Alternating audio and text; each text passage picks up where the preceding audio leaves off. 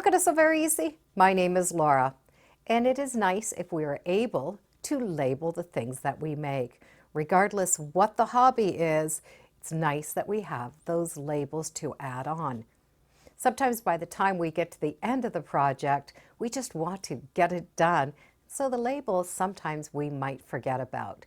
So we can make labels in advance, and they can be used for many different projects. Quilts, crafts, hobbies, even in clothing that's already been made. And chances are you already have the supplies at home to do this.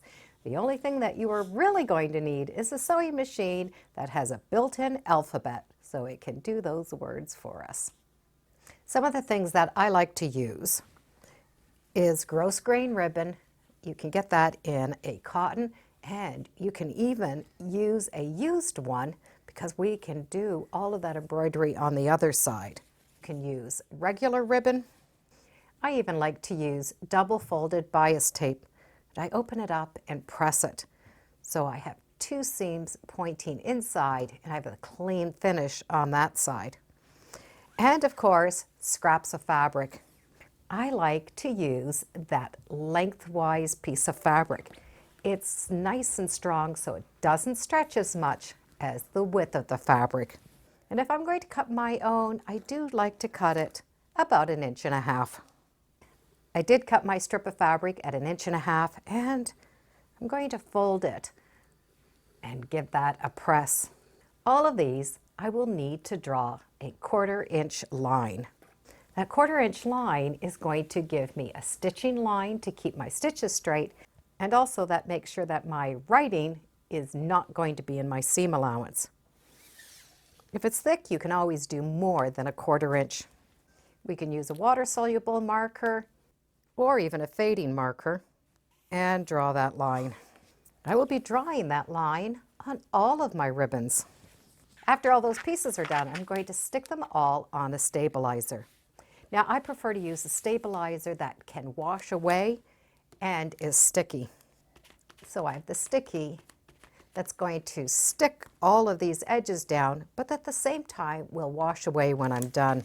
Just fold over one of those little edges to stick it down on your mat and roll that paper off, roll that edge and stick it down. This is just going to hold it while I work on it. I can now start putting my strips down, and I can take those strips and put them right beside each other and smooth them down. I'm going to be able to fill up this entire piece of stabilizer with these strips. So I have that whole piece of stabilizer covered. I can unroll it. That was just there to hold it down for me and smooth that out. I do not want to have any of that sticky showing, so I can trim it off or just cut some paper to cover it. I don't want my sewing machine foot to get hung up on that sticky stabilizer. I will need to just take this to my machine and go into my alphabet font and just put the words that I want.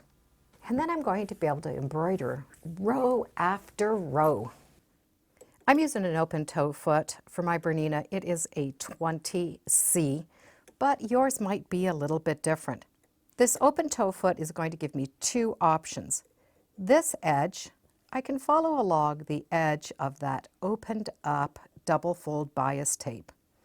I can also have it run right along the edge here, or this inside will be able to run along that 1/4 inch mark. It's convenient that I have those two options. I did adjust my machine so that my stitches are going to fit into these areas. The other thing I've done is I've started with 3 dashes. Then I've put whatever writing I want, and in my case it's going to be my name, another dash, and next year's date. And that way these are going to be ready for next year. And then 3 more dashes. Those dashes are going to be able to give me some cut spaces because I will need to cut these all apart. So when you watch, you're going to see those first 3 dashes, and then the name is going to go.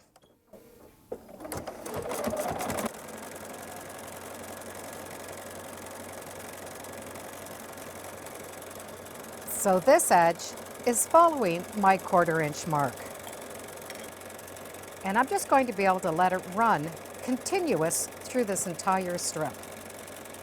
So my date is done, and there are those extra dashes. And you'll see how nice that is going to give me the space that I need to cut things apart. So after the date, I have 3 dashes. At the beginning, I have 3 dashes.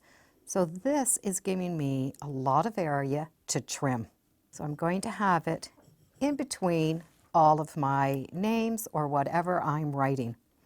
So I'm going to be able to do all of these strips. I can change the colors, I can change the dates. I could just have some fun and fill up all of these pieces. So all of those strips are done. That stabilizer held it, so I didn't have any puckers. And the bonus using a water-soluble stabilizer is I can just put this in the water and let all of that stabilizer dissolve, and I'll have all of these great strips. Once all that stabilizer has been washed off, I'm going to be able to work with these. And there's a few different ways that I like to use them. For the ones that I did on the scrap fabric, I'm going to fold those edges in, fold it in half and press it. And then I'm going to have that nice finished little label. This little label will be able to be stitched quite nicely into the edge of a quilt.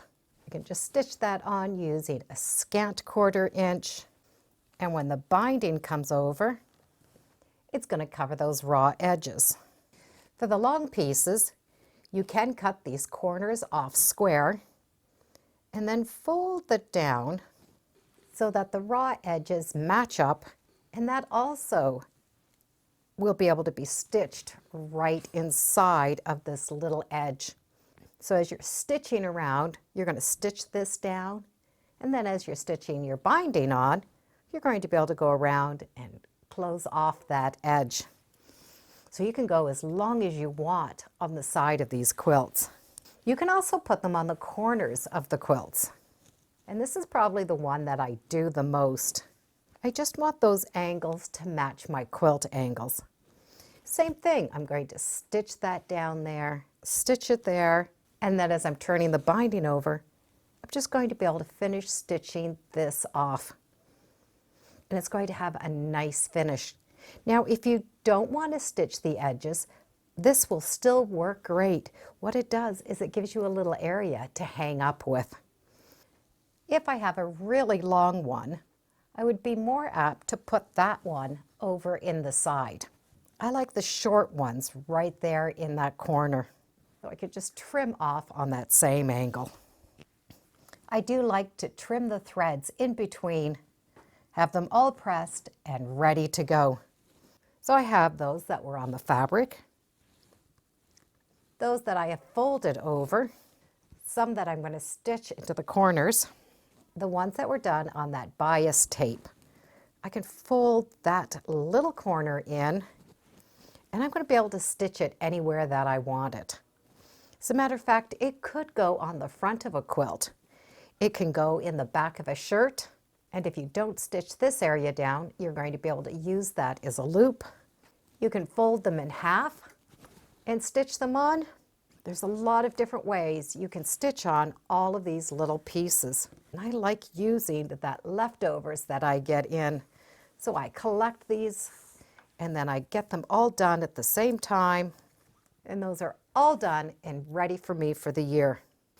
This is a quick way of labeling, especially if we have them all made in advance. And if you happen to have a crafty friend, these make great gifts. And that way, their labels are done for the year. So now I really have no excuse for labeling my projects throughout the year.